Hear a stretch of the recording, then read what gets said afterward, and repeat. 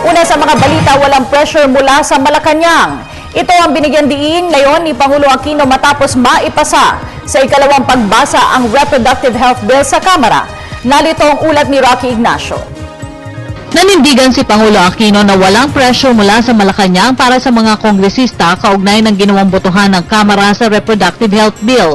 Ipinagtanggol ng Pangulo ang pagdalo ng 3 miyembro ng gabinete sa plenaryo ukol sa naturang usapin. Dumalo sa botohan sa Kongreso sina DILG Secretary Mar Rojas, DBM Secretary Florencio Abad at Presidential Spokesperson Edwin Lecerda. Ayon sa Pangulo, bilang mga individual, karapatan ng mga ito na pakinggan na itinuturing nilang mahalagang panukalang batas. Kaya naglalabas ng mga ating obispo, ating kaparian, ating ibang mga organisasyon na araw-araw nandun.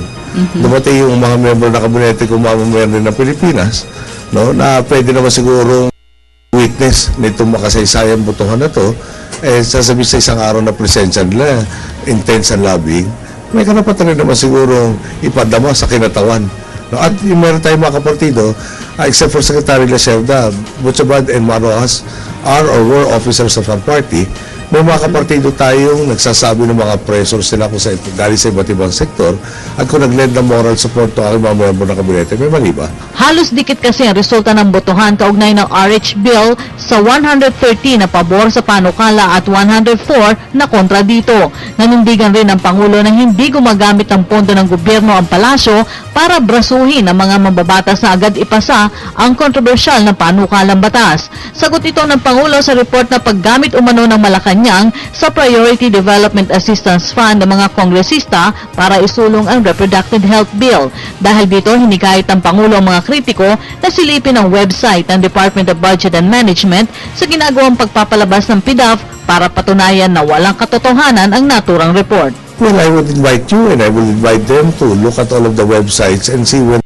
cases had been done. And my understanding is everybody's PDAF had been released long before the vote. Thank you, sir. And please observe also those who voted against it, no, if they have not been given their PDAF. Samantala, hiniling na rin ng Pangulo sa lahat na i-verify muna ang anumang data o report bago akusahan ng palasyo. Baka pwede mag-appeal. Whenever we say something, we make it a point to ensure that what we say is verified and correct.